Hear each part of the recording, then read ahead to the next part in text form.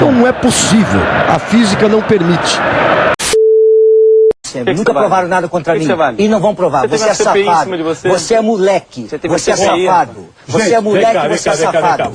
Vamos baixar a bola. Você é moleque safado. O novo técnico do Flamengo é o senhor Valdemar. Irmão do... Por que o Valdemar? Vem comigo, torcedor carioca. Estamos chegando com mais um episódio do podcast A Turma do Deixa Disso, o 16º. Como vocês podem ver, com uma nova escalação aqui. O Henrique não está mais entre nós, né? Infelizmente o Vasco acabou com a vida dele.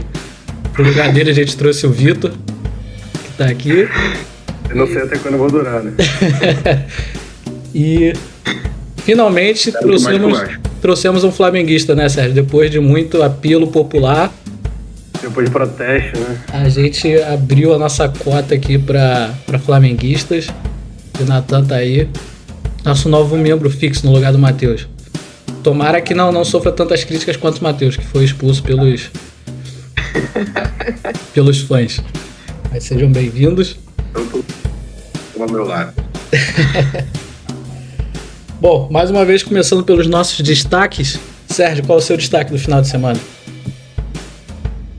Cara, meu destaque que eu tô achando desse programa, eu tô achando a bancada mais bonita dessa vez. Que o Henrique e o Matheus deixaram o nível lá embaixo, né? Então achei que tá um pessoal mais bonito agora apresentando.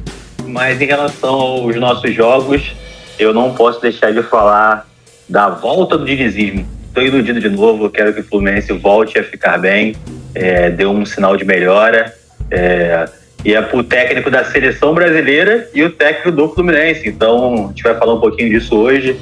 É uma situação meio controversa, mas que vai ser curioso de ver, né? É o melhor estilo Clark Kent, né?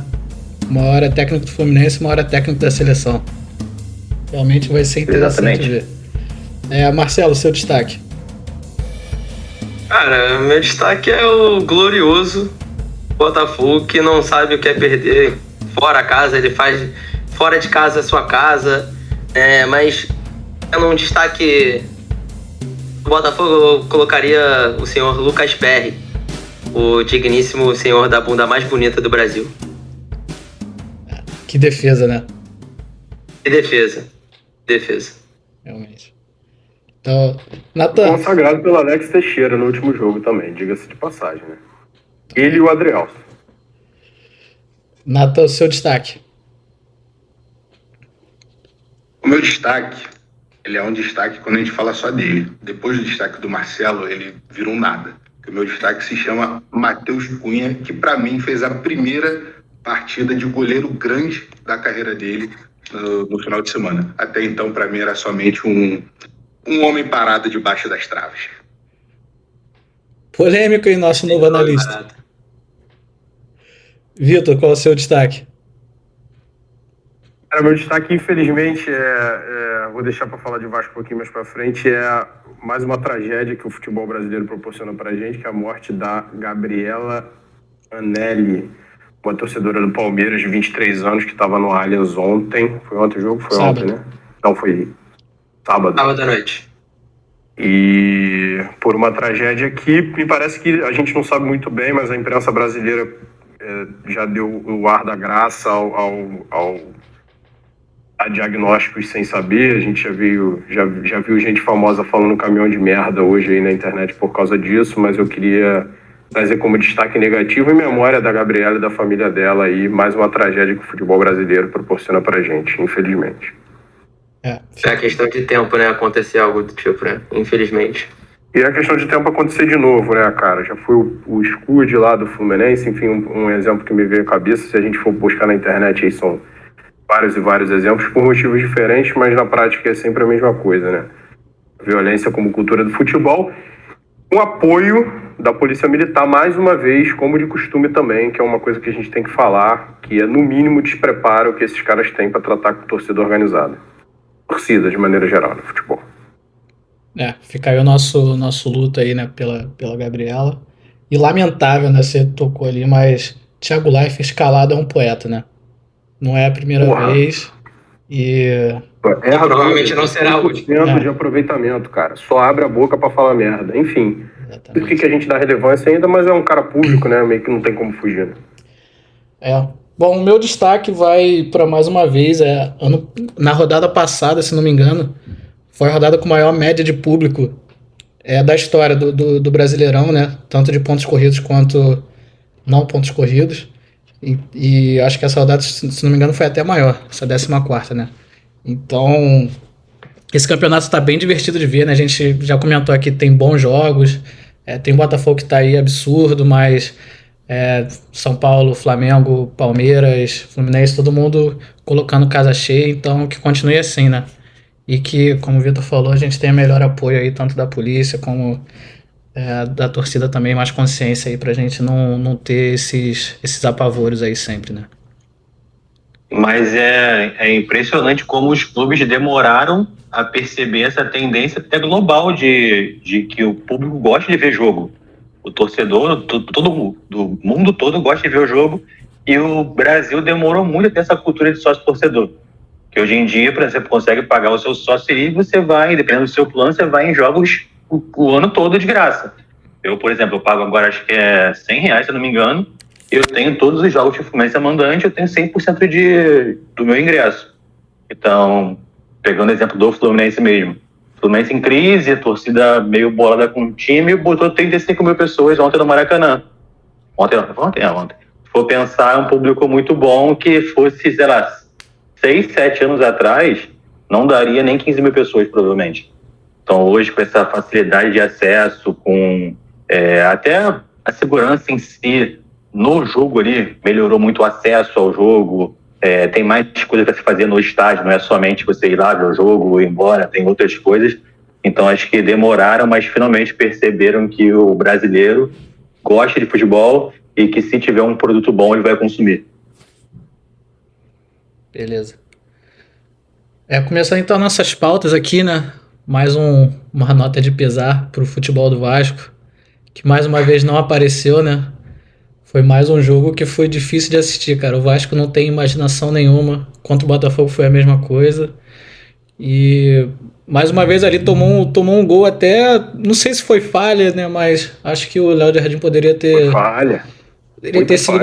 O tempo de reação dele foi muito devagar. E o Vasco, mais uma vez, não conseguiu reagir. Meteu bola na trave e tal, mas...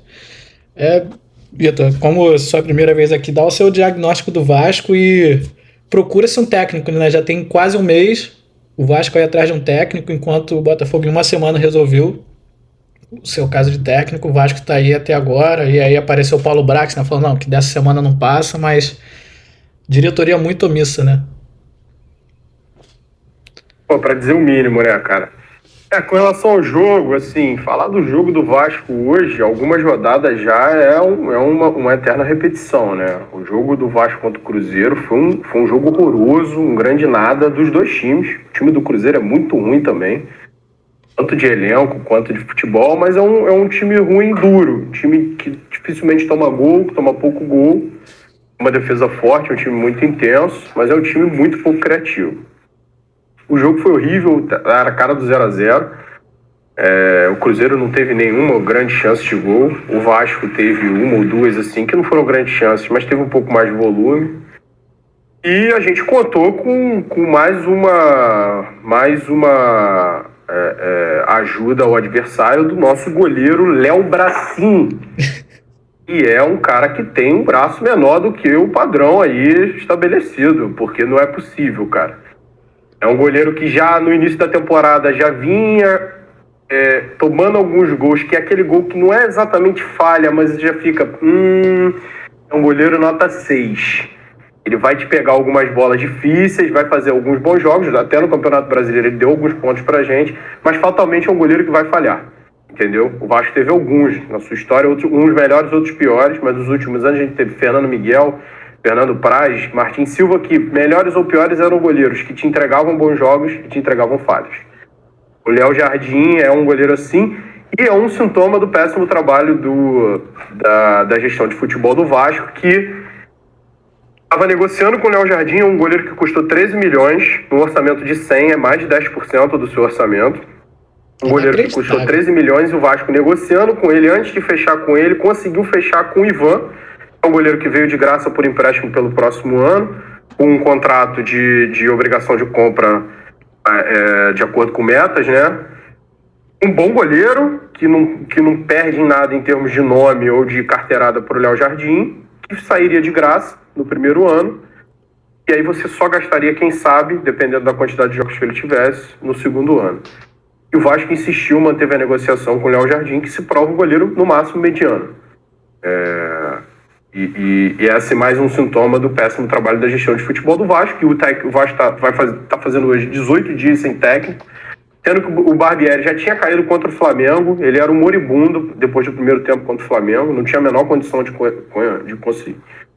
continuar, acaba fazendo um jogo relativamente bom com o Inter, perde por causa daquele milagre / aquele gol perdido do Piton. E aí mais uma prova de que não tem planejamento no futebol do Vasco é que o cara fica dependendo de um jogo em São Januário. Assim, se o cara ganhar, ele continua, se ele perder, ele sai. Isso não é planejamento, né? Que era o jogo contra o Goiás, ele cai, e desde então, várias especulações de nome, algumas notícias que o Vasco tomou algumas negativas, eu não duvido, e já são, acho que 18 dias sem técnico. E hoje mais tem um tal argentino aí, o Gustavo Alfaro aí, deve fechar, pelo que eu vi, as notícias estão ficando mais quentes, deve fechar entre amanhã e depois até o final da semana. E mais uma incógnita, né, cara? E sem nenhuma esperança de sair do atoleiro, porque não basta técnico, muito menos ainda um técnico que é uma incógnita, e sem nenhum reforço, sem nenhuma especulação de reforço, sem nenhuma perspectiva de melhora. É um clube que não dá nenhum sinal de que existe um planejamento de futebol, e se ele existe é um planejamento muito medíocre, tocado por pessoas medíocres. Então, até um planejamento que, se existir, medíocre, ele é tocado por pessoas medíocres, então ele vai ter um resultado abaixo até do medíocre, que é a pior início de Série A da história do Vasco da Gama, sendo que é o primeiro deles que o diretor de futebol tem 100 milhões de reais para gastar e gasta muito mal. Enfim, e aí... Caraca, que análise triste, eu fiquei até um pouco triste com esse diagnóstico dado pelo Vitor. Porra, eu tô falando assim, racional, porque eu já tô no momento de resignação, cara, que é o pior momento. Raiva, tristeza, já tem 7 rodadas que não rola, entendeu? Pelo menos. Já são 5, 6 rodadas aí de tipo assim, cara, esse time vai perder, vai tomar um gol e vai ser isso mesmo, entendeu? Um ponto principal que eu acho, que o Vasco tem zero gols em Januário, cara. O Vasco não fez um gol em casa.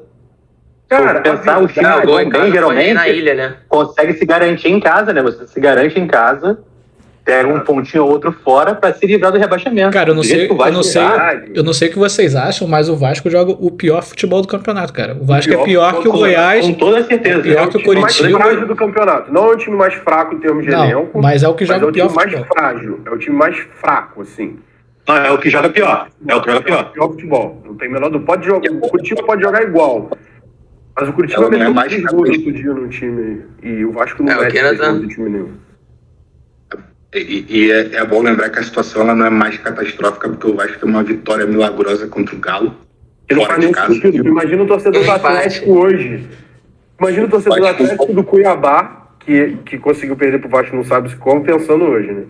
Então o Vasco hoje é um time rebaixado que ele precisa tentar subir dentro do próprio campeonato. Porque hoje é rebaixado, tanto tecnicamente quanto moralmente. Você vê a entrevista do Léo Pelé no final do jogo, deu muita raiva. Entrevista de rebaixado. Deu muita raiva, porque o Vasco são as entrevistas do Léo Pelé. É um personagem... entrevista ali de que é um mix de pena... Quando a gente faz um paralelo entre a campanha do Vasco e do Botafogo, obviamente cada um com suas aspirações, né, você vê que tem uma diferença crucial entre os dois, é que enquanto o Botafogo ele ganha todos os seus confrontos diretos, digamos assim, né, ele ganha de todos os times com quem ele está ali na briga, o Vasco acaba fazendo o oposto, né, conseguiu derrotas aí quase que inexplicáveis, até mesmo dentro de casa, como pro Goiás. Bahia. Goiás. Bahia. Até a última rodada, o Vasco, ele estava basicamente trocando de lugar com Bahia, Goiás e Santos. Eram os 3 times à frente, os 3 times que a única diferença é uma vitória a mais em cima do Vasco. Entendeu? Então, assim, qualquer um desses times, se a gente tivesse ganho, a gente estaria fora da zona e esse cara mais afundado que a gente. A gente teve 3 oportunidades para isso. Se a gente ganhou um deles, a gente tava com 12, tava embolado. A gente ganha 2, cara, tava com 15 pontos, tava lá, tipo assim, tava na situação tranquila hoje, pela inspiração do Vasco, 15 pontos, 2 vitórias a mais em cima desses times horrorosos e que não jogaram nada contra o Vasco. A situação seria completamente diferente. Então, assim, o nível tá nivelado por baixo, porque o campeonato dá a sensação de que a pontuação vai ser baixa para salvar. Ano passado foram 38 pontos. Se você fizer uma projeção da pontuação hoje, é mais ou menos isso, até menos. Pegar o aproveitamento do primeiro colocado fora da zona ali, vai dar isso de pontuação. Campeonato nivelado por baixo e o Vasco entre os piores, assim, o pior dos piores. Isso aí, eu acho que o que preocupa mais é as alternativas de jogo. Se você for olhar, o Corinthians tem um futebol péssimo. Mas vira e mexe você vê o Roger Guedes fazendo alguma coisa. Não, pega o Coritiba. O Roberto fez um golzinho, ele é o outro. Não, o Coritiba que trocou agora. O América Mineiro sempre faz jogo duro, mas sempre acaba perdendo, mas faz jogo duro. Mas eu acho que o América Mineiro tem um time organizado, tá? Não era pra estar nesse sufoco. Sim. É o time melhor. O Goiás em casa dá trabalho pra todo mundo. O Curitiba, você vê uma alternativa ali de vez em quando com o Aleph Manga, alguma coisa assim. O Santos tem o Marcos Leonardo, Mendonça, que você vê que tem alternativa de jogo. O Vasco você não consegue ver nada. O ponto não é... Eu não acho o elenco do Vasco pior do que... Tem 5, 6 piores elencos do que o Vasco. Provavelmente. Facilmente. E outros muito parecidos. Mas o time não consegue criar nada, não consegue ver nenhuma proposta de jogo. Já saiu o Barbieri, entrou o interino, e não consegue ter nenhuma alternativa, uma criação. E isso, para mim, o que é o mais preocupante é isso. É você não ver sinal de melhora, não ver potencial de melhora. É bravo.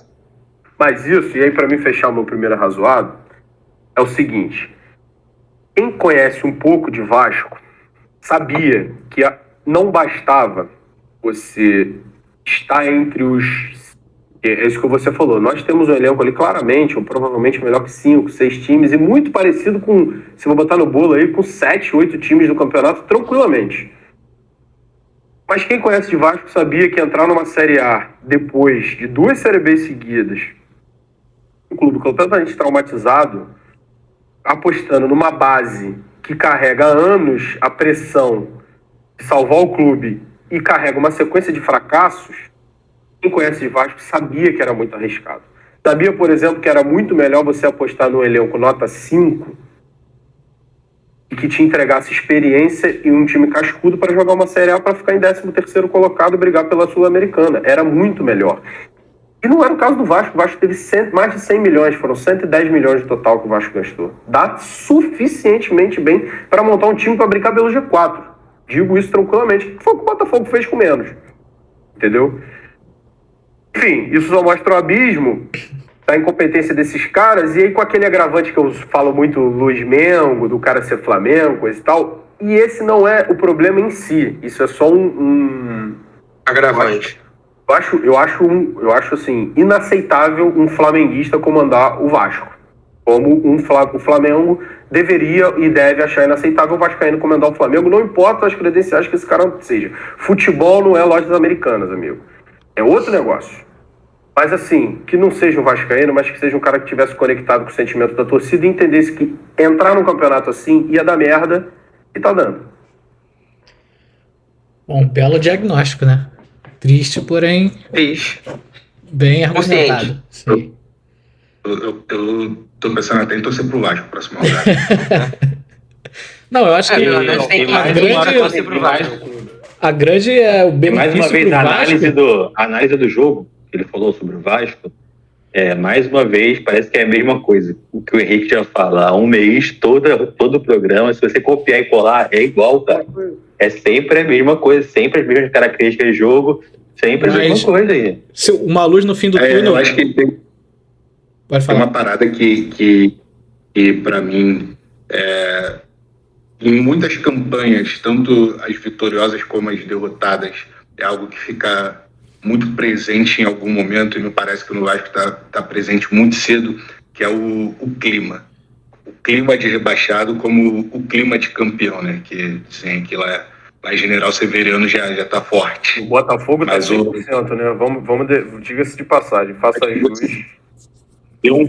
acho que isso dificulta ainda mais, além de toda a dificuldade técnica aí e de gestão, como o Vitor bem ressaltou, é a questão do clima. Você vê os jogadores abatidos sem nenhuma perspectiva de melhora, e as oportunidades que o Vasco teve de talvez superar isso não aproveitou, como os clássicos, né? Vitória em clássico levanta a moral de qualquer elenco, de qualquer torcida, de qualquer time. Porém, Vitor, uma luz no fim do túnel pro Vascaíno é que o jogo do final de semana foi adiado, né? Então, assim, o Vasco, se conseguir contratar um técnico até, sei lá, sexta-feira, vai ter uma semana aí pro novo técnico trabalhar e tentar uma notícia boa, né? tirar alguma coisa, né? Cidade, é uma notícia boa. O Vascaíno não vai perder esse final de semana. Terão 14 dias de invencibilidade. Não sei, né? Vai que arruma um amistoso aí, né? Os caras tudo jogando aí, a gente vai ficar mais afundado com o jogo a menos. Imagina o Vasco com o jogo a menos. Por que não vai ter jogo? Qual motivo não vai ter jogo? Por conta do playoff, Vasco e América. E o Corinthians também teria. Na Sul-Americana.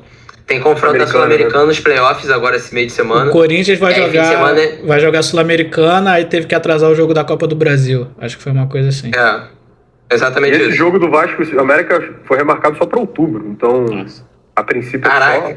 Não, e o peso desse jogo então deve ser bem grande, né? Porque outubro a gente já tá falando de caminhando para, sei lá, 30ª rodada, por aí.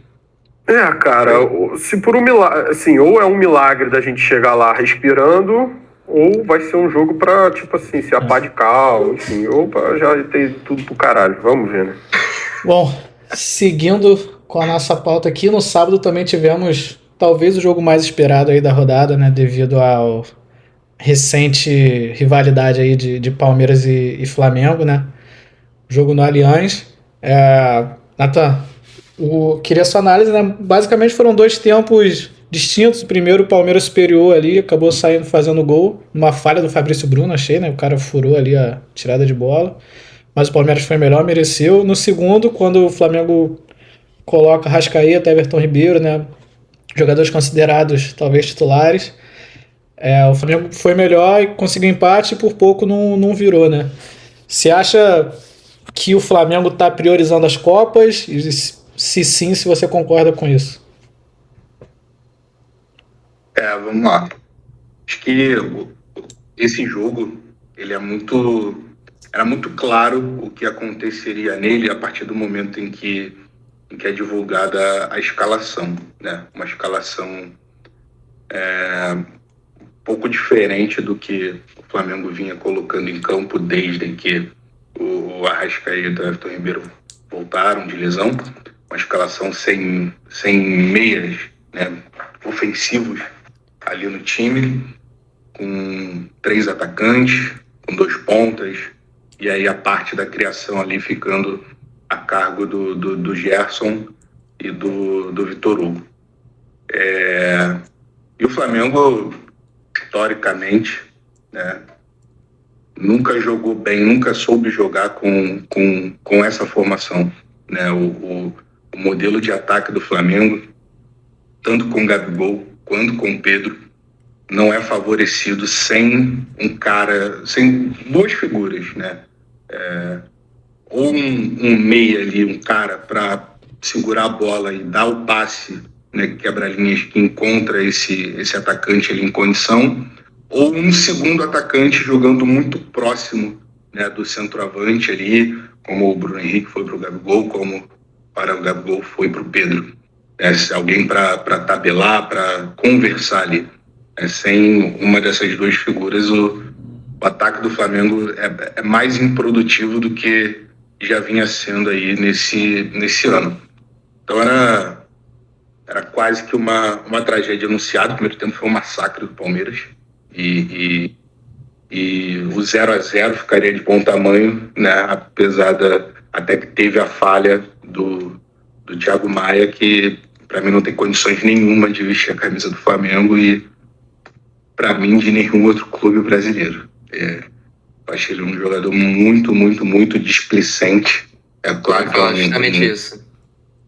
É um bom jogador tecnicamente. Meu volante é o Matheus Cocão, cara. Não fala isso não.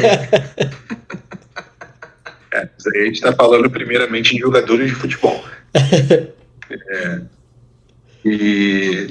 Mas ele tem um jeito que me lembra muito, óbvio, não o jeito de jogar, mas a postura em campo dele me lembra muito do falecido Arão, que é um jogador que tem a sua qualidade, mas é um jogador completamente desatento ao jogo. É um jogador que escolhe lance, que escolhe dividida, que escolhe quando ele quer correr e quando ele não quer. É um jogador assim que parece que fica desconectado da partida e vai dar o seu máximo quando ele quer. Então, o que por vezes parece até que é premeditado, né? Mas enfim, não, se eu for falar de Thiago Maia, a gente não acaba hoje. Mas você falou desse ponto aí que ou precisa de um meia ou de um ponta. Mas o Luiz Araújo, ele não conseguiria fazer uma ou outra função, não? Conseguiria, mas não no esquema que foi montado. O esquema foi montado para jogar com dois atacantes, né, bem abertos, acompanhando os laterais do Palmeiras. Né, acho que a proposta do Sampaoli foi espelhar a escalação do Palmeiras para poder tentar neutralizar o que o Palmeiras faz de melhor, que é os ataques pelo lado, o que foi uma tentativa completamente em vão. O Palmeiras conseguiu fazer todas as suas jogadas pelas laterais, cruzando bola no segundo pau, que se você for parar para lembrar, são exatamente as jogadas dos gols do Palmeiras na Supercopa, no início do ano. O Flamengo caiu na mesma armadilha. Então, assim, foi uma tentativa em vão de parar a principal jogada do Palmeiras. E o Pedro, ele vem numa fase muito ruim há um bom tempo, apesar dele fazer uma temporada, para mim, ainda muito boa, acima da média, né? Você pega os números dele, são números muito bons, o que assusta, né, para quem está numa fase ruim aí há pelo menos uns 2 meses, se não mais. Ele a artilharia do ano pro Cano ontem, né? O Cano passou ele ontem. Exatamente. Tá mal há um tempo já e... Exatamente, Paulo. Os números deles ainda são assustadores, mas é inegável que ele vem numa fase muito ruim. Ontem começou-se um burburinho aí de que o problema é mental, que ele tem sido influenciado pela situação da esposa dele, que parece que é mais grave do que dizem, né? E estão tentando abafar aí o caso, né? Mas seja lá qual for o motivo, né, para mim tem um extracampo, mas também tem uma questão de dentro de campo, mas eu nem coloco tanto o técnico, coloco principalmente o tático. Falando um pouco do trabalho de Sampaoli, eu não me convence muito a estratégia dele de mudar o time taticamente e escalação a cada partida. Mas não sou técnico para questionar, é a estratégia dele, mas eu nunca vou conseguir normalizar umas coisas que ele faz, como um cara que é titular frequentemente com ele, no jogo seguinte nem entra em campo, e o contrário, um cara que não vinha entrando há muito tempo, como é o caso do Cebolinha, né, que não vinha jogando, nem sequer entrando no segundo tempo, e aí do nada numa partida seguinte é titular. Eu não consigo normalizar isso. Tenho nada contra o revezamento de elenco, acho que é necessário quando você está em 3 competições e se você quer ganhar as 3, né? Mas esse tipo de estratégia, para mim, não parece mais que Precisa ter lógica, né? Precisa ter lógica. Exatamente. No que ele faz. A tendência também acho que é perder o espaço, né? Tanto o Cebolinha quanto o Thiago Maia, que você falou mais cedo aí, eu acho que os dois, com a chegada do Alan, apesar que o Bruno Henrique acabou machucando, mas pensando na manutenção do Bruno Henrique, do Luiz Araújo, eu imagino que o Everton Cebolinha vai perder mais ainda espaço nesse restante de temporada. E esperamos. E aí entra o ponto, né, que mas no esquema que ele queria, o Cebolinha era melhor. Meu amigo, não tem nada que o Cebolinha faça que o Bruno Henrique não faça melhor. Talvez ali no mano a mano, que o Bruno Henrique é fraco nisso, mas ainda assim não era a estratégia dele para ontem. Ele não queria dois dois atacantes de lado rápidos para poder receber a bola de costa e ter que encarar zagueiro de frente. Então, e o Bruno Henrique vem aí de boas partidas, fazendo... Vinha retomando, né, o ritmo de jogo dele, né? Tu via mais confiança para correr, né, para atacar a bola, coisa que ele não tinha mais, né? Ele vinha se melhorando e, pô, bem triste, né, ele voltar a selecionar. Para consolidar a recuperação do cara que volta de lesão, né, ele ter uma oportunidade dessa, ainda mais quando ele está correspondendo. Entrando no ponto aí que o Léo perguntou sobre a questão da priorização de competições, a minha opinião é uma só. O Flamengo nunca vai admitir que faz isso, mas o Flamengo faz isso, e isso é muito claro, né? Eu não digo nem que é algo institucionalizado, né? Eu não digo nem que há uma diretriz do departamento de futebol para se fazer isso. Eu acho que virou algo orgânico. Acho que as pessoas não precisam nem conversar. Todo mundo, num grande pacto nacional, com o Supremo, com tudo, decide aí que não precisa... os jogos em que você vai correr, em que você vai botar o pé, isso vem de vários sinais, vem desde a escalação até, de fato, a disposição do time aí dentro de campo. E esse sintoma, para mim, isso não é somente questão de escolher competição, é escolher jogos também, né? Esse elenco, quando ele é colocado, quando ele é questionado, ele foca no próximo jogo grande que ele tem para poder não deixar isso por terra, como foi contra o Fluminense, né, onde você via nos jogos anteriores que os jogadores em campo estavam claramente se preservando para a partida contra o Fluminense, que era a partida que ele colocaria, né, um panos quentes nas críticas que o elenco vinha sofrendo. Mas, como eu falo, isso não é só da postura dos jogadores, vem de escalação também. São Paulo deixou muito... Nesse jogo contra o Palmeiras, ele deixou muito claro isso. Quando você deixa o Arrascaeta, Everton Ribeiro no banco, o que eu, inclusive, também acho uma burrice. Acho que faz sentido ele não querer colocar dois jogadores, um já de idade avançada, o outro voltando de lesão, são os dois principais criadores do time, não querer que eles joguem 2 partidas seguidas no gramado sintético, beleza, faz sentido. Mas eu acho que... Podia ter gerenciado melhor isso, né? Exato, eu tenho um pensamento que para mim é básico. Se você cogita colocar o teu melhor jogador, o cara que decide o jogo, naquela partida, para mim você tem que começar com ele em campo. Você tem que começar isso. Tranquilamente. Ele podia fazer isso, cada um jogava um tempo, mas você, para mim, o melhor ele tem que começar. E se for o caso, você tira ele no intervalo. Depois de, pela lógica, você ter construído o resultado, ou pelo menos estar com uma partida controlada. O que não foi o caso no sábado, o que é muito pior.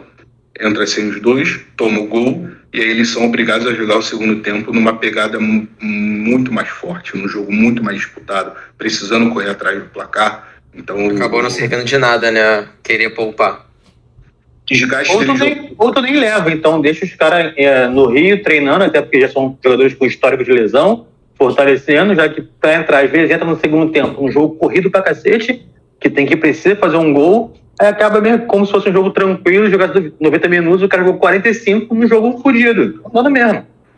O ponto é exatamente tem que assumir a derrota, né, cara? Exatamente. Isso. Ele não vai para um jogo em São Paulo admitindo que tá tudo bem perder esse jogo. Porque se você... Não, ainda mais pro Palmeiras, né? O adversário direto, e aí meio, deve ser meio que no que o Nathan falou, aquela coisa meio orgânica de você priorizar um campeonato sem dizer isso, sem deixar isso exatamente claro, né? Com toda certeza.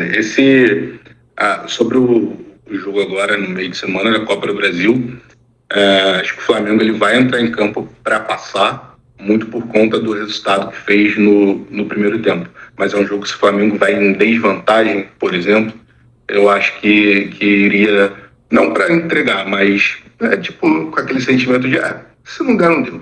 Porque dos 3 campeonatos, sem dúvida, a Copa do Brasil é o que tem o menor peso. Mas um ponto que eu acho que todos os times dessa trinca ali da frente, com o maior investimento, o Palmeiras, o Galo e o Flamengo, todos eles acabam priorizando as Copas, mas por ter elenco recheado, acaba conseguindo se manter no Brasileirão.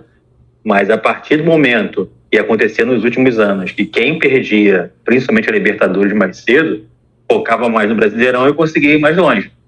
E o Palmeiras um pouquinho menos, mas o Flamengo esse ano está com um aproveitamento de um time que estaria ou líder ou perto de ser líder esse ano. Só que tem o Botafogo que está totalmente fora da curva com a pontuação absurda. Mas dentro do planejamento do Flamengo, eu imagino que não esteja nada de errado por estar bem. Acho que está dentro do planejado na classificação do Brasileirão, de pontuação, passou na Libertadores e passou na Copa do Brasil. Então, mesmo tendo uma prioridade que fica meio escancarada nas escolhas do Sampaoli, eu acho que dentro do planejamento está correndo tudo como eles estavam pensando antes. E ainda deu sorte no sorteio da Libertadores, né? Porque podia ter pego um confronto bem mais difícil e vai ser contra o Olímpia ali, que o Flamengo é claramente favorito, né? E, porra, empatou com o Palmeiras no Allianz Parque, né? Não tem como contestar esse resultado. Um resultado ruim. Entendeu? É um resultado. O jogo até pode ser, mas esse resultado tá dentro planejado, né? Oi? Tá dentro planejado, né? Um empate com o Palmeiras fora de casa, se não tiver, tá errado, tem que estar. Você vai contando com esse empate mesmo, e até a derrota não é um resultado, óbvio, que não esperava mais nada. Mas esse ponto que o Sérgio levantou, ele é interessante.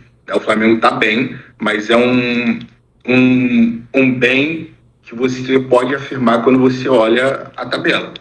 Quando você analisa os jogos que o Flamengo fez no Brasileirão, o Flamengo está melhor do que deveria estar. O Flamengo teve uma série de vitórias onde jogou mal. E ainda assim conseguiu, né, sair com a vitória, né? Principalmente com o é muito claro. O Flamengo foi muito bem mesmo na Copa do Brasil com o Fluminense, né? Sim, mas contra o Corinthians, contra o Grêmio, o placar de 3-0 ele é completamente ilusório. Fortaleza. Cruzeiro. Exatamente.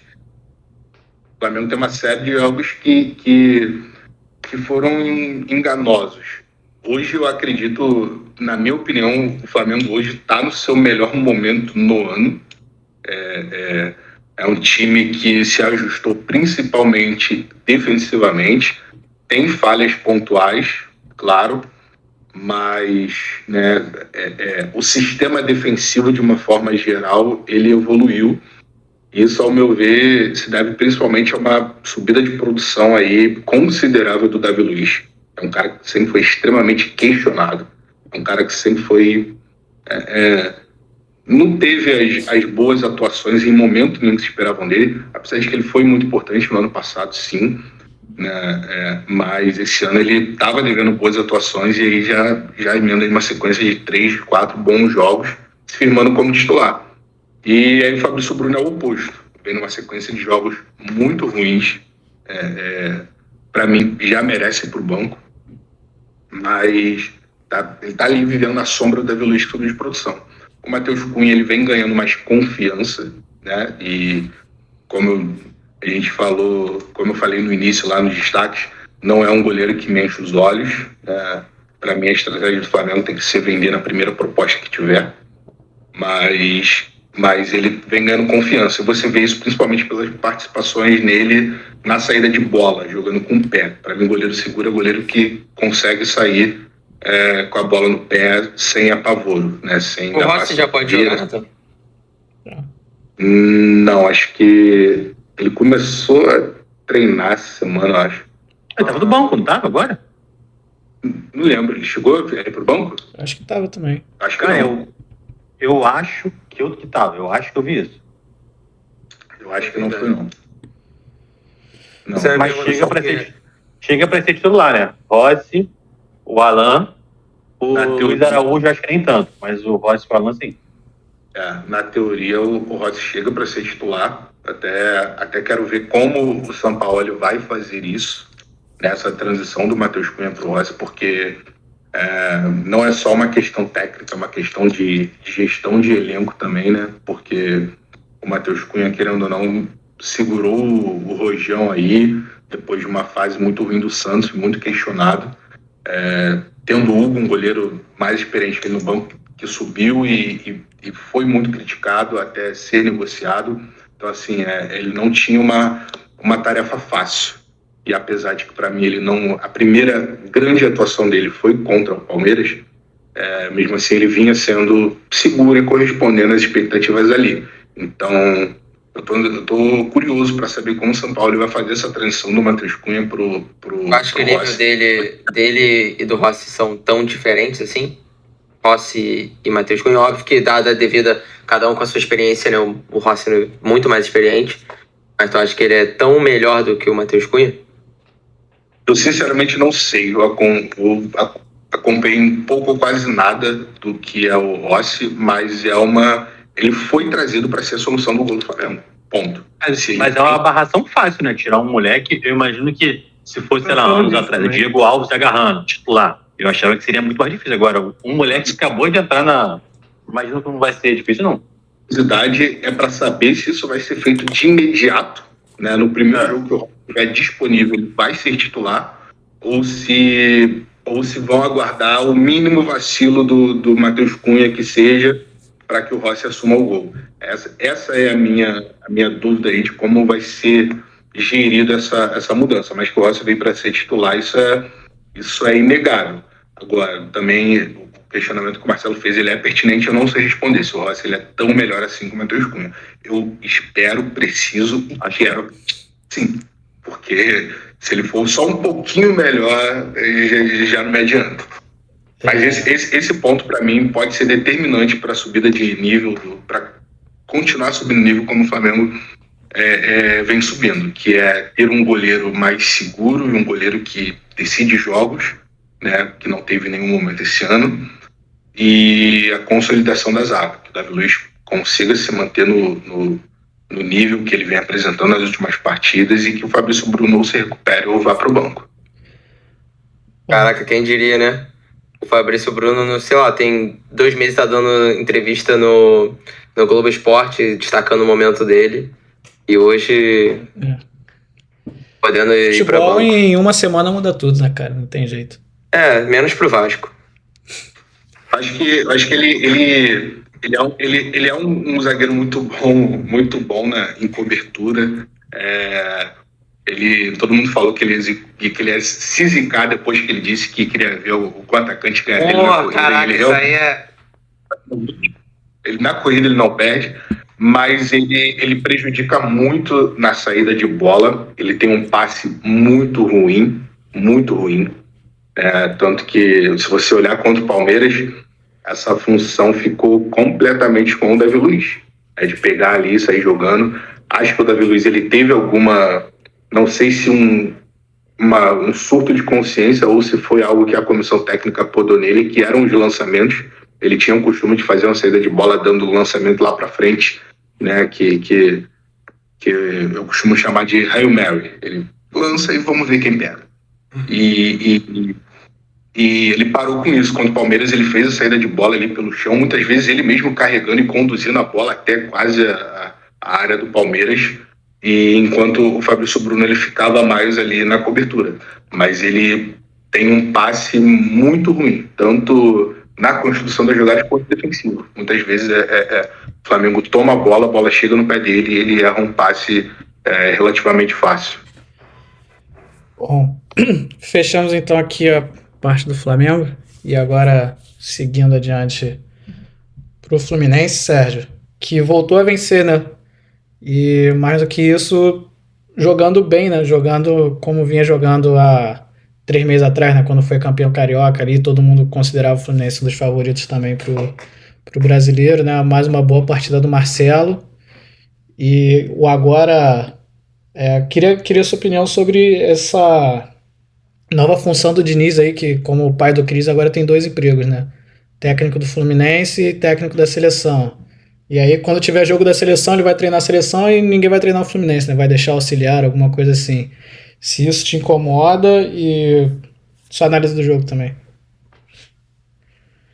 Cara, me incomoda porque eu acho que levanta muitos pontos de desconfiança que não seriam necessários para o ambiente do clube e para ele mesmo.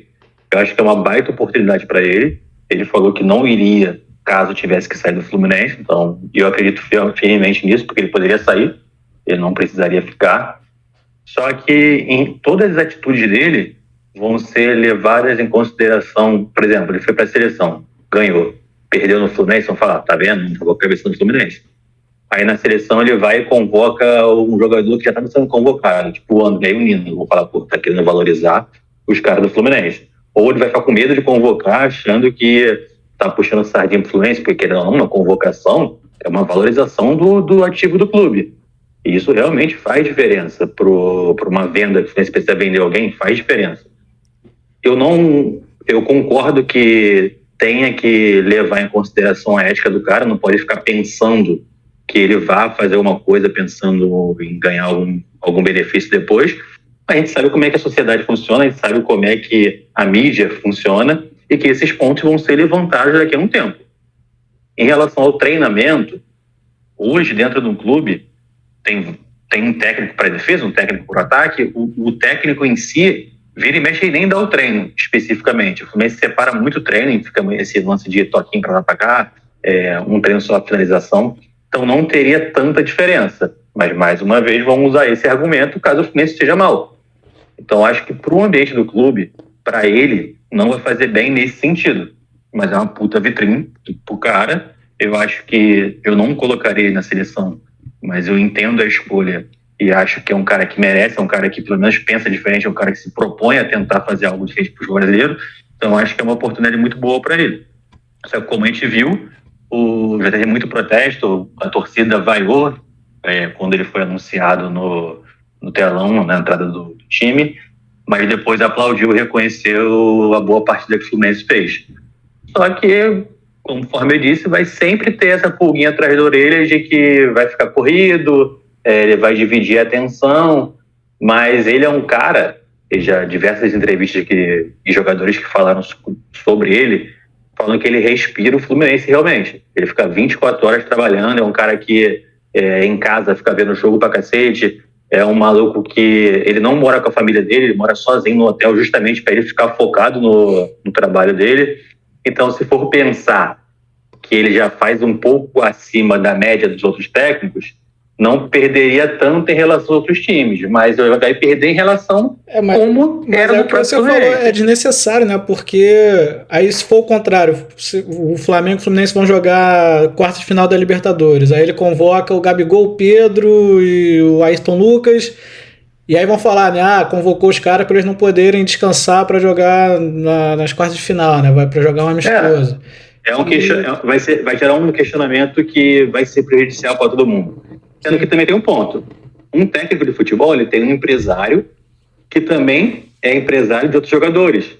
Então, também tem um conflito ético por trás de tudo, na real. Pode pensar que ele vai querer convocar um cara que é do empresário dele, e isso já aconteceria com qualquer técnico. Mas eu entendo e concordo com o que você disse, que vão levantar questionamentos sempre em relação a qualquer escolha dele. Em relação ao desempenho na seleção, acho que vai dar muito certo, porque o Brasil continua na América do Sul sendo uma seleção que é muito mais forte do que as outras. Uhum. Então, numa eliminatória, nos amistosos, o Brasil vai continuar indo bem. E ele é um técnico que ele já é bem recebido pelo Neymar, por exemplo, por vários jogadores. Eu imagino que ele não vai ter problema nenhum com isso. Não sei em relação a não ter tempo de treinamento, como é que ele vai conseguir implementar as características dele, mas para a carreira dele vai ser ótimo. Mas para os bastidores eu imagino que vai ser bem complicado. Teve até o lance do Mano Menezes, né, falando que vê aí um conflito ético, alguma coisa nesse sentido.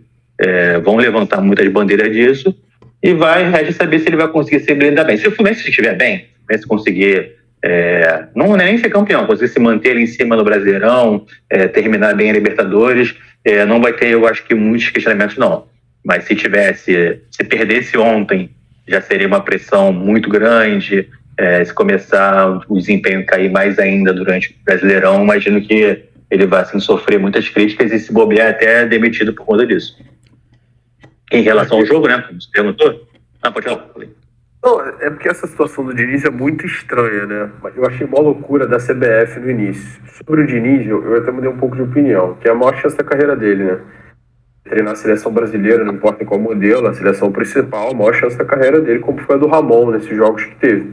O cara faz meia dúzia de jogos bons, ele pode mudar a carreira dele para sempre. seja na seleção brasileira, seja em outro clube, enfim. E essa parada dos questionamentos sobre essas enrascadas que ele fatalmente vai entrar em convoca fulano ou não, o que essa convocação ou não convocação vai reverberar, isso vai ser muito pesado internamente no Fluminense, na torcida, se os resultados não vierem. Porque acho que essa vai ser a grande questão. Esse conflito ético sobre a dedicação dele para dois trabalhos diferentes. Mas a verdade é que todo esse conflito ético que você coloca na imprensa, eu acho que para mim está muito claro que o mundo do futebol brasileiro respeita e confia na integridade do Diniz plenamente, cara. Eu tenho essa sensação hoje, assim, que não vão haver questionamentos, a não ser que sejam clubistas, de provocação, enfim, de jogo de bastidor, isso eu acredito que pode ser possível, mas eu não acho que vão ter questionamentos sérios sobre a conduta e a integridade do Fernando Diniz, até porque eu acho também que ele vai ser um cara coerente como ele é nos clubes que ele trabalha. Mas é uma loucura do caralho da CBF. E outra coisa, e pelo que eu sei, me corrija se eu estiver errado, não há contrato assinado entre a CBF e o Ancelotti, né? Até porque ele tem um contrato. O Real Madrid nem pode. Então, assim, amigo, acordo de boca, ele vale até tu falar outra coisa e a boca mudar, né? Então, assim, essa coisa de aperto de mão, vamos ver lá pra frente, vamos ver se o Real Madrid não vai querer manter o Ancelotti, vamos ver como é que vai ser a temporada dele lá, vamos ver como é que vai ser a seleção. O Diniz tá com a faca e o queijo na mão para quem sabe virar o novo técnico da próxima Copa. Porque sabe o que era melhor ter feito? Desde o começo, quando o Ramon ainda estava lá no Mundial Sub-20, então já fechava com o Diniz, já que ele era a primeira opção dentro aqui do futebol brasileiro, pelo que ficou sendo mostrado, né? Que não era nem o Jesus lá fora, que era o Ancelotti ou o Diniz, parece. Eles não têm convicção, Sérgio. Eles arrumaram o jeito de não ter que tomar uma decisão, entendeu? Mas aí eu acho que esse tempo que foi perdido seria com o Diniz fazendo mais dois amistosos, conforme foi feito, e o Ancelotti não quer responder agora, beleza, então vai jogando o Diniz enquanto isso, se o Diniz der certo, vamos dar a chance para ele ou não, e não vai ter que ficar esperando uma resposta do Ancelotti. E o Ancelotti vai ficar livre em junho, né, julho, aí sim fecha com o cara. Mas você deu para ver que a CBF ficou refém do que dá vontade do Ancelotti, não só vou sair quando terminar meu contrato, o que eu posso fazer agora? Porra, não confio em ninguém que tá aqui. Eu gosto do Diniz. A mídia gosta do Diniz. Então vou pegar o Diniz aqui, vou fazer um acordo com o Fluminense, que tá duro, vai precisar dar uma graninha ali, vou ajudar o Fluminense. O Fluminense vai, por mais que tenha uma pressão da torcida, ele vai ver um dinheiro entrando, vai ver uma possibilidade, que nem já tá acontecendo agora. O Marlon, que foi contratado hoje pelo Fluminense, tem essa motivação a mais de estar vendo o Fluminense, porque o técnico do Fluminense é o técnico da seleção. Então o Fluminense, o Mário com certeza pensou por mais que eu não acho que tenha tanta diferença assim, ele pensou nisso. Mas aí eu até acho que é mais um ponto também, porque o treinador da seleção normalmente assiste um monte de jogo, né? Vai lá pra fora, vai pra Europa, vai assistir jogo do Barcelona, do Manchester. E aqui no Brasil também. Aqui o cara vai estar focado no Fluminense, então ele também não vai conseguir ver tudo que ele poderia, né? Ou deveria. Então tem várias questões aí bem estranhas. A CBF pediu o Fluminense fazer um desenho de como poderia ceder o Diniz, e dentre essas características não colocou o Diniz sendo observador de jogos em loco, né? Indo visitar os clubes igual a gente via vira e mexe o Tite fazendo e tal. Então, não sei se vai ter algum auxiliar para isso, ou se vai ser alguém contratado para isso, ou se vai ser, sei lá, o Juninho Paulista que está na CBF ainda, não sei como é que vai ser. Mas o Diniz não vai ser. Esse é verdade, cara, ele era um zagueiro que surgiu muito bem no Fluminense, mas meio superestimado, mas era um bom zagueiro. Aí era de seleção de base e foi comprado pelo Barcelona. Chegou a jogar pouquíssimos jogos lá, aí foi pro Sassuolo, se eu não me engano.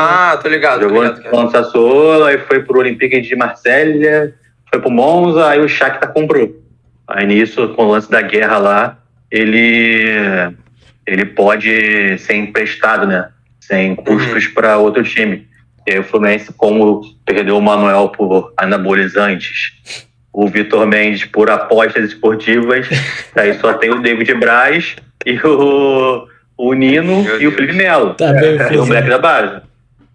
Aí eu achei uma contratação muito boa e o Fluminense trouxe nessa janela, se reforçou na medida do possível bem. Eu ia até comentar sobre isso quando o Vitor falou sobre a folha do Vasco. O Fluminense hoje tem a 11ª ou 12ª folha do Brasil.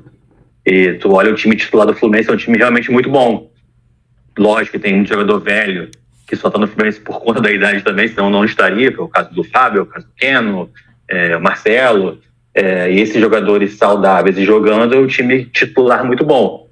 E aí entra até um pouco no que eu ia falar sobre o jogo.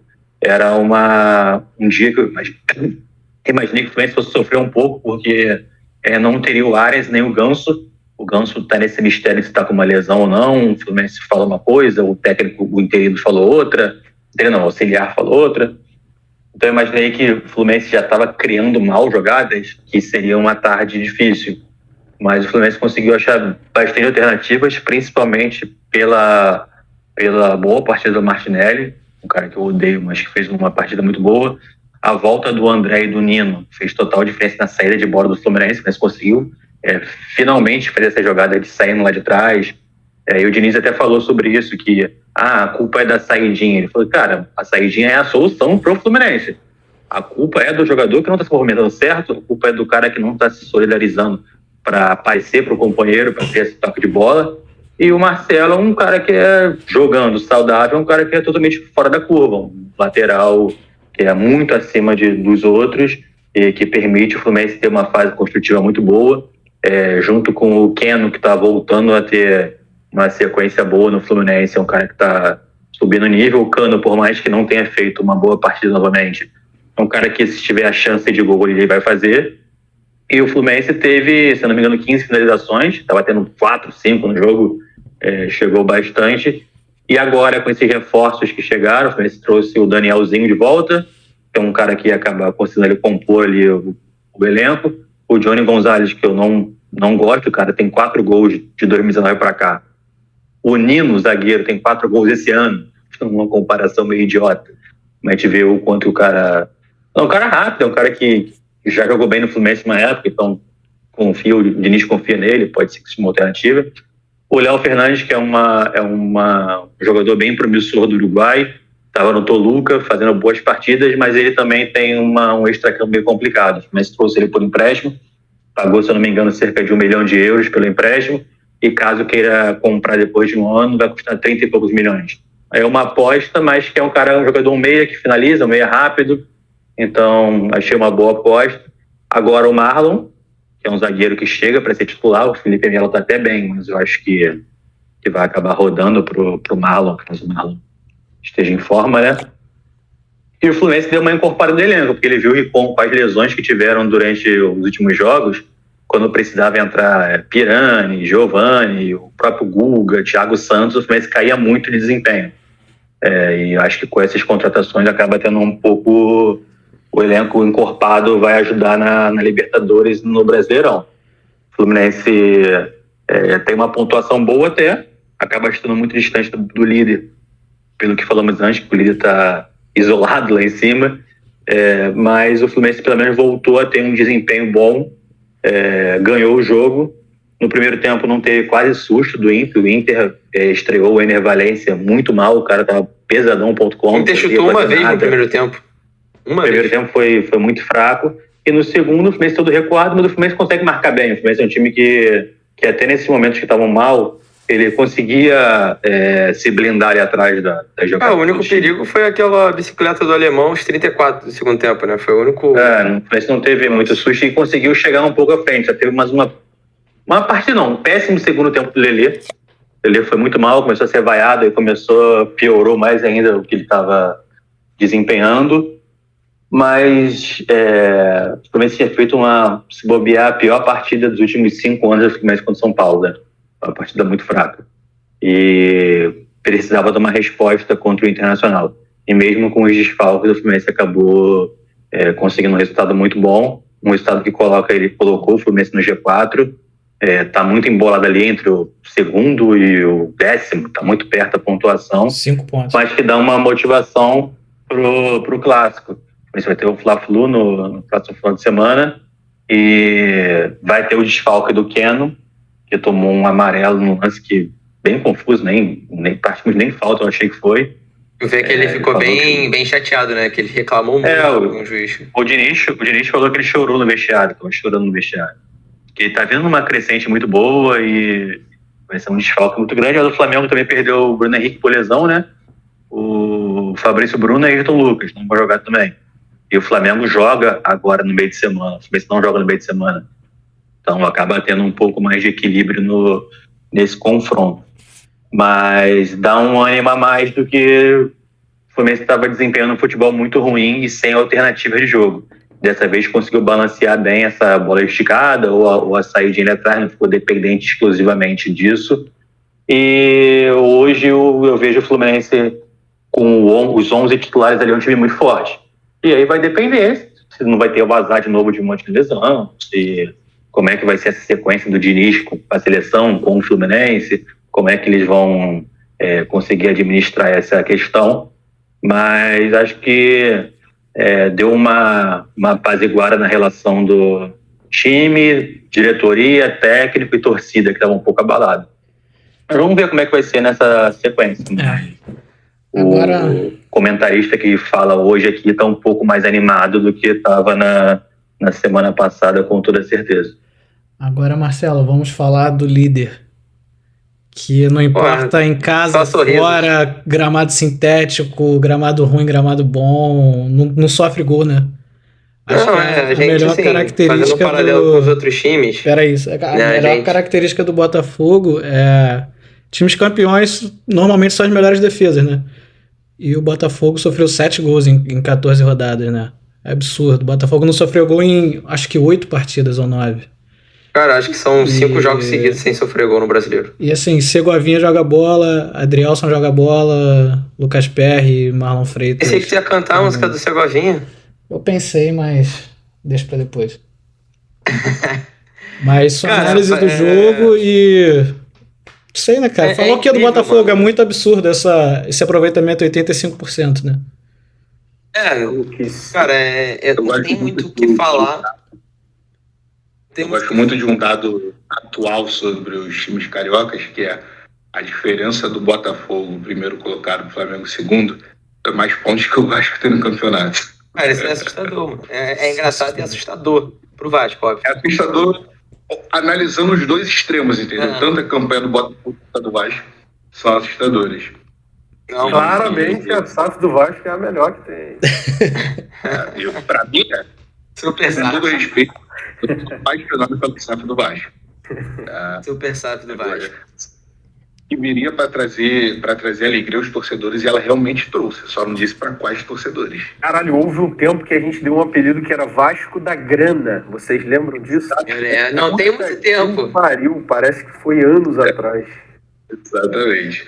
Cara, sobre o Botafogo, acho que como flamenguista, ontem eu falei num grupo com alguns amigos e falo de verdade, cara.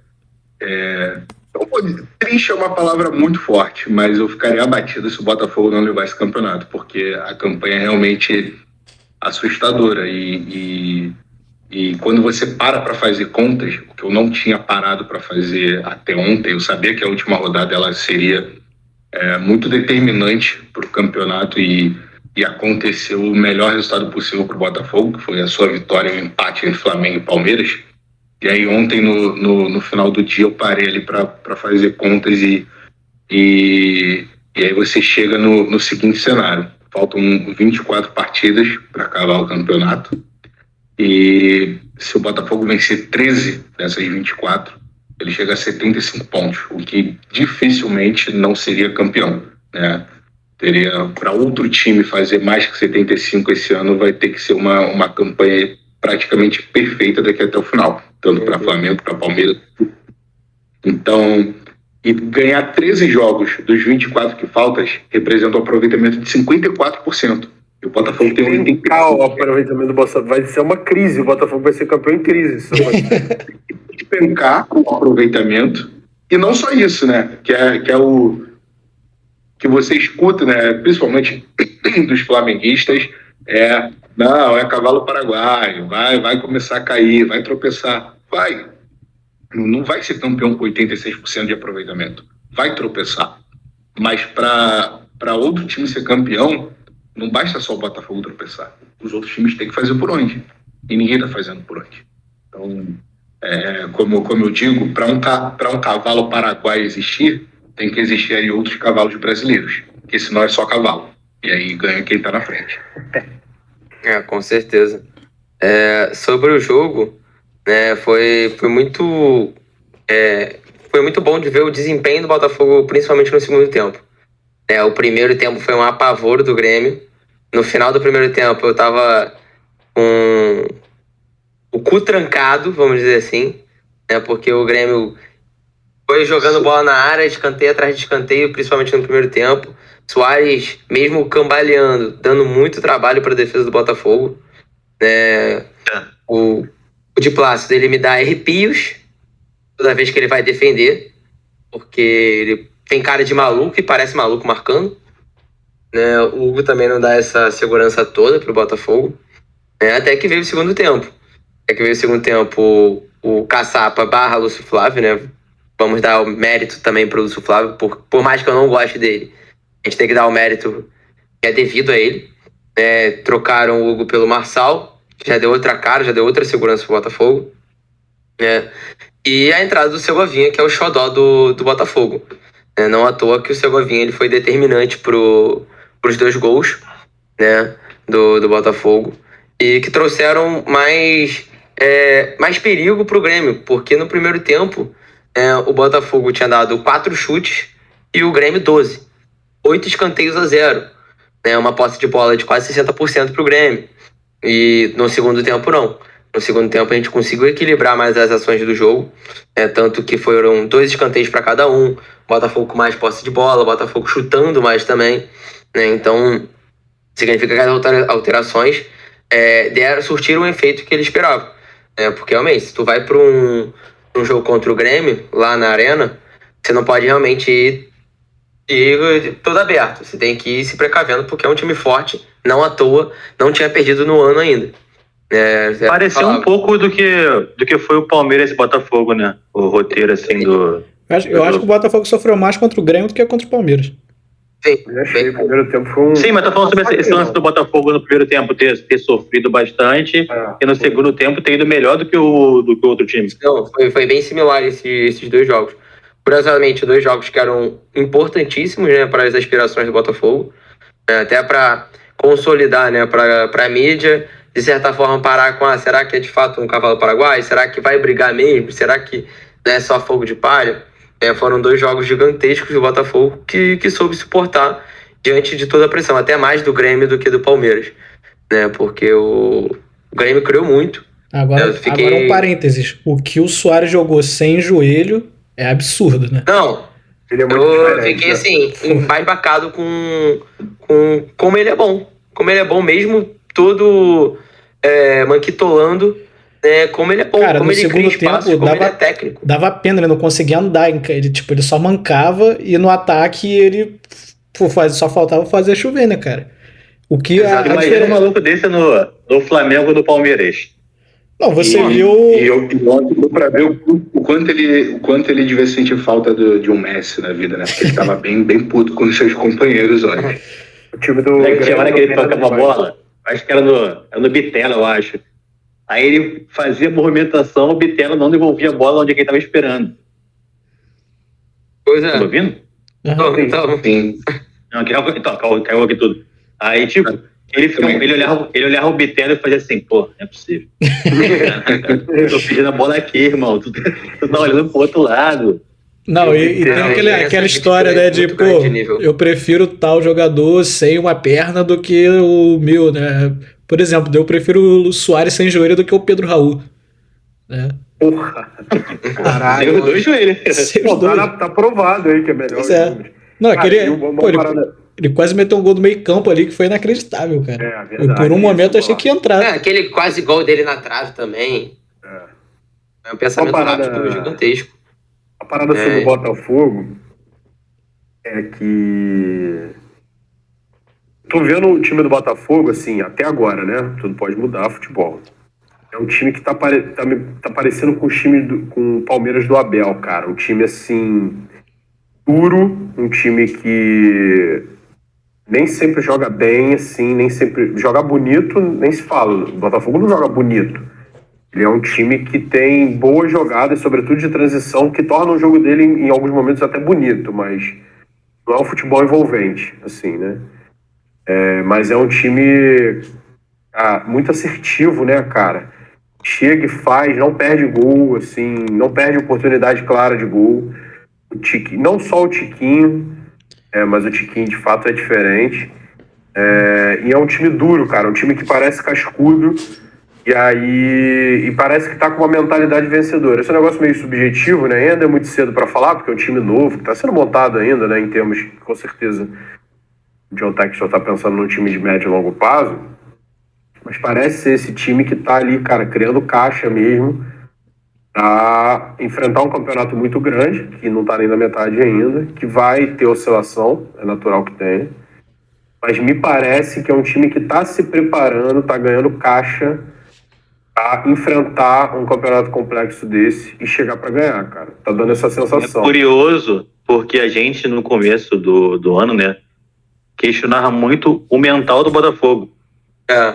Teve muito expulso, lembra? Porrada já era. E jogadores experientes caíam nisso. E se hoje, eu acho que é até a principal característica do Botafogo, é um time que não se abala em como está sendo construído o jogo. Você via tanto o Palmeiras quanto o Grêmio dominaram o primeiro tempo, tiveram bastante chance, mas aí esbarra numa zaga do Botafogo que tira tudo no alto, e na parte de baixo o Adrielson, por ser um zagueiro rápido, consegue se proteger bem. E o goleiro, nem se fala, um cara que aparece realmente quando precisa aparecer, mas o Botafogo não é um time que se descontrola, é um time que ele consegue manter ali. Ele sabe o que vai fazer, ele sabe qual é a proposta de jogo, e é um time que fala, eu vou sofrer, meu goleiro tá catando tudo, beleza, mas daqui a pouco eu vou ali espetar o time do Grêmio, espetar o time do Palmeiras e eu vou achar um gol. E é muito então, objetivo, ainda mais hoje em dia, com essa gordura que o Botafogo tá construindo, isso dá mais segurança dentro do cara de saber que ele pode, até se ele perder, ele sabe, perdi, tá de boa, não deu merda. Agora, ele sabe que ele pode arriscar um pouco mais, ele sabe que ele fica mais tranquilo no jogo. Então, acho que o mental hoje, que a gente questionou muito no começo do ano, eu acho que a principal virtude do Botafogo é essa hoje. E eu ouvi alguém falando... Pode ir.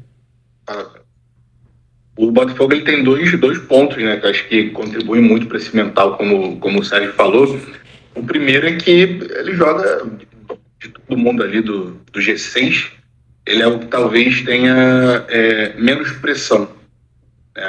Por ter o elenco mais modesto, por no início do campeonato simplesmente ninguém, nem o Botafoguense mais otimista colocava o Botafogo com uma campanha dessa. Nem como líder, né? Ele tirava uma campanha dessa. Exato. Ele não joga com a pressão de encantar, de fazer um futebol bonito e de vencer grandes jogos como venceu. E o segundo ponto é que não dá para não dizer que isso não é um motivacional, que é a descrença por parte da mídia, dos seus adversários, né? Isso com certeza é combustível no vestiário, né? Os caras saberem que eles estão fazendo o que estão fazendo, uma campanha magnífica, e ainda assim, né, 98% do mundo afirma que o Botafogo pode ganhar esse brasileiro. E acho até que estão usando a saída do Castro também como motivação. Pra mostrar, tu quis sair pra Arábia por dinheiro, então beleza, a gente vai ser campeão sem você. A diferença que eu vejo... pensamento justamente pra mostrar pra todo mundo que esse elenco tá fechado e esse elenco é coisa grande. A diferença que eu vejo desse elenco pros outros lá do Botafogo, que todo mundo aqui conhece, que quando sobe, né, fica em primeiro 3 rodadas e aí começa a cair, acaba em 10º, é que, cara, esse time, ele é muito forte fisicamente. O time do Botafogo é um time alto, sabe? Tipo, Marlon Freitas, Eduardo, todo mundo tem mais de 1,80m e, cara, os caras vão na dividida. Nível de intensidade muito alto, não tem pipoqueiro no time, sabe? Não tem Lúcio Flávio, não tem Diguinho. Esses caras que fizeram essa história do Botafogo lá em 2007, 2008, que choravam lá na entrevista. Esse time, cara, quando tem chance, o Tiquinho vai lá e mete o gol. Pô, o Cuesta e o Adrielson, os caras não pipocam pra ninguém. Os caras botam todos os centroavantes adversários no bolso. E a impulsão, o Adrielson, ele não é um zagueiro altão, né? Ele tem 1,80 e pouquinho, né? 1,83. Mas ele tem uma impulsão que é gigantesca. né? Já foi até matéria do Globo Esporte sobre isso, né? Então ele tem uma impulsão que compensa não ser tão alto, né? E por não ser tão alto, tecnicamente ele acaba sendo até melhor do que os zagueiros normalmente, né? Ele tem uma facilidade maior de sair jogando, né? E o Cuesta tem uma bola longa boa. Eu queria saber o que o Botafogo precisa fazer ainda para tanto a mídia como outros torcedores darem conta de que o Botafogo é o favorito para ser campeão brasileiro. Cara, o Botafogo está 10 pontos à frente do Flamengo. Deixa cara, a gente quietinho, a gente pode falar. Se você for olhar, nas casas de aposta, por exemplo, estava pagando 1,70 para o Botafogo poder até perder por um gol, cara. Se perdesse por um gol, a aposta ia ser anulada. Então, tipo, tu vê, cara, o Botafogo é o líder do campeonato. O Botafogo enfrenta o Cuiabá no Engenhão, eles botam ódio 1,80 do Botafogo. Não existe isso. Então, tu vê a descrença e até o descaso que a mídia tem com o Botafogo, as outras torcidas falando, agora acho que até diminuiu um pouco. Mas até semana antes do Palmeiras, falou, vai perder pro Palmeiras, vai perder pro Grêmio. Porra, cara, não funciona dessa forma. A gente vê que é muita má vontade que tem de assumir que, cara, o time deu certo. O time encaixou, não tem o melhor time, não tem o melhor elenco. Não tem, mas o time que tem primeiro, com 10 pontos à frente do segundo colocado, com um orçamento bizarro que tem o Flamengo, que tem o Palmeiras. O Botafogo foi lá no Maracanã, gol do Flamengo. Foi no estádio do Grêmio, no Olímpico, gol do Grêmio. Ganhou do Palmeiras no Allianz. Ganhou do Fluminense, que é o quarto colocado, mas foi no Newton Santos. Ganhou do Galo. Precisa do quê? O Botafogo não precisa provar mais nada pra ninguém. Já tá escancarado. Vai ser campeão ou não? Eu acho que vai. Mas já é campeão? Não é. Agora, só vamos saber daqui a um tempo. Mas você descredenciar isso, você desmerecer o que tá acontecendo agora, é bizarro. Não tem nem lógica isso. Natal falou. E joga o melhor futebol do Brasil, né, cara? Sim, eu falei aqui que não é um futebol envolvente, maravilhoso, assim, em termo plástico, mas é o melhor futebol do Brasil, porra, pelo conjunto da obra. Caralho, é o que tu falou, o Botafogo acaba de ver 2 porradas. As previsões, aquelas previsões do Globo Esporte, falam que se apostar que o Botafogo, a maioria apostou que o Botafogo ia perder por Grêmio. Não tem sentido apostar que o Botafogo perde nenhum jogo no campeonato hoje. É óbvio, né? Vai perder, acontece. Mas hoje, se botar o Botafogo contra qualquer adversário, em qualquer campo, se cravar que o Botafogo vai perder, pedir pra errar, porra. Não tá perdendo de ninguém. Isso é até um comentário pra mim, né? Eu comentei falando que o Botafogo vai perder pro Grêmio. Agora... Assim, porra, é natural você pensar que o time vai perder também. Vai perder mesmo, alguma coisa vai perder. Mas... O Botafogo, o cara que mais tem motivo pra desconfiar do Botafogo é o Botafogo. Só vocês sabem o que vocês passaram. Tudo pode acontecer. Eu tenho certeza, qualquer outro time, o Campinense, se tivesse com essa campanha do Botafogo, seria campeão brasileiro. Ele seria campeão. O único time que é capaz de não ser campeão brasileiro nessa situação é o Botafogo, por toda a estigma, todo o azar que tem do mundo que às vezes acontece. Então o Botafogo é o único time que seria possível isso não acontecer. Mas eu acho que vai acontecer. Eu já tô adotando o discurso do Casimiro, né? Quando tem alguma coisa muito boa que acontece, eu já começo a falar. Se fosse o Botafogo de 2022, 2021, e vou até 90, sim. Até 95, que foi a última vez que as coisas deram certo, até no apito. Cara, mas as coisas estão dando certo, né?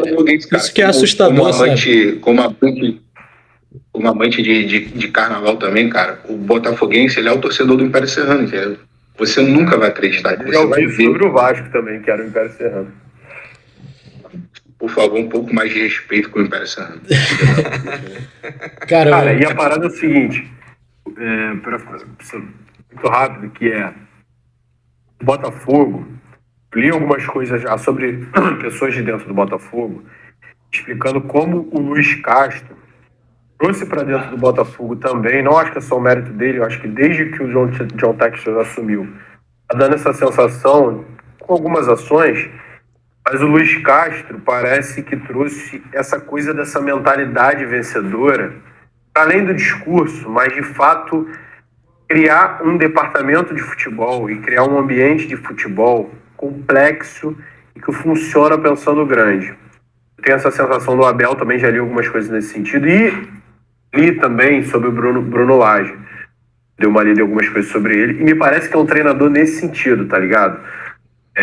Um cara de uma outra geração e com essa pegada manager, meio que o Vanderlei Luxemburgo tentou ser lá na década de 90 e foi muito bem, de criar dentro do clube não só uma mentalidade, mas uma estrutura de futebol complexa, grande e que pensa a longo prazo e pensa grande, tá ligado? Eu tô com essa sensação no Botafogo hoje. Não pode vir o que aconteceu muito com o Botafogo e com o Vasco recentemente, e que acontecia muito com o Fluminense uns anos atrás, que é um time vem aqui, sei lá, vem o Atlético Mineiro no Rio de Janeiro e jogar como mandante, jogar como se fosse o dono da casa e que vai ganhar do Vasco, do Botafogo e do Fluminense nessas situações. E não é, cara. O Botafogo é um time gigantesco, é um time que em casa ele tem que se mostrar forte, tem que se mostrar grande, e que aí entra nesse ponto que o Vitor falou, ele chama até, acho que é Botafogo Way, né? Que tem essa determinação de... o nome, né?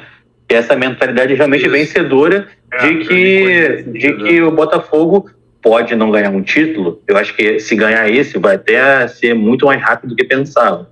Mas é um time que tem que entrar no campeonato, assim como qualquer time grande, tem que entrar para vencer. E é uma crítica que eu faço muito ao Fluminense sobre isso. O Fluminense tem a 12ª folha do Brasil. Foda-se, o Fluminense tem que entrar no campeonato pensando em ganhar o jogo. Tem que jogar no Maracanã pensando que vai ganhar. Se vai ganhar ou não, é futebol. Mas você tem que ter essa mentalidade de, pelo menos no longo prazo, de que você vai construir um time, principalmente o Botafogo e o Vasco que estão nessa SAF, construir um time, um projeto a médio e longo prazo vencedor. E não dançar conforme a música, vamos se contentar que o Flamengo e o Palmeiras têm um orçamento muito maior e vamos ver no que dá. Não é isso aí que eu falo. E isso parte da diretoria, isso parte do técnico e vai totalmente contraposto ao que o Vasco faz hoje em dia, que é justamente uma cobrança que se tem muito ao Vasco em relação a isso. E que o Botafogo, de fato, tem várias críticas ao Texto, por exemplo, mas nesse ponto é muito bem alinhado, é muito bem defeito. E não é se aproveitando do momento do Botafogo, falando que só porque está bem agora. Mas desde o começo, até quando o time estava mal, falava sobre essa mesma coisa, sobre esse modo vencedor, sobre esse jeito de ganhar jogo, e hoje está concluindo. Cara, você atinge um patamar, hoje o Flamengo e o Palmeiras estão, que você ganha no volume. Porque assim, se todo ano você briga por todos os títulos, fatalmente você vai ganhar alguns deles, mesmo fazendo um trabalho porco no departamento de futebol, que é o caso do Flamengo, por exemplo, que tem um departamento de futebol altamente questionável. Ganha no automático. Não só pela grana. A grana também é óbvia, e tudo é uma consequência são consequências dos mesmos processos. Você tem muita grana, você pensa grande, você estruturou o clube, etc. Mas são clubes hoje que para mim estão no caminho sem volta, cara. Pro Flamengo e o Palmeiras hoje, principalmente o Flamengo, voltar, ser de patamar em relação, não sei exatamente o que era, mas a voltar a ser um clube que enfrenta problemas. Cara, precisa de uma tragédia assim, anos e anos de tragédias em sequência, como foi o caso do Vasco e do Botafogo, que são cases de sucesso, como se chega nesse patamar. O Vasco saiu da década de 90 como um dos principais clubes do Brasil, prometendo entrar na década de 2000, fecha um contrato milionário com um banco internacional, que daria ao Vasco, ia ser o primeiro clube a entrar no século XXI do Brasil, provavelmente. Poderia dar um CT moderno, departamento... Enfim. E aí você tem que fazer tudo muito errado durante muito tempo. E a questão do Botafogo é que dá a sensação que está caminhando nesse sentido, pelo menos em termos de mentalidade e de estratégia de John Textor até agora.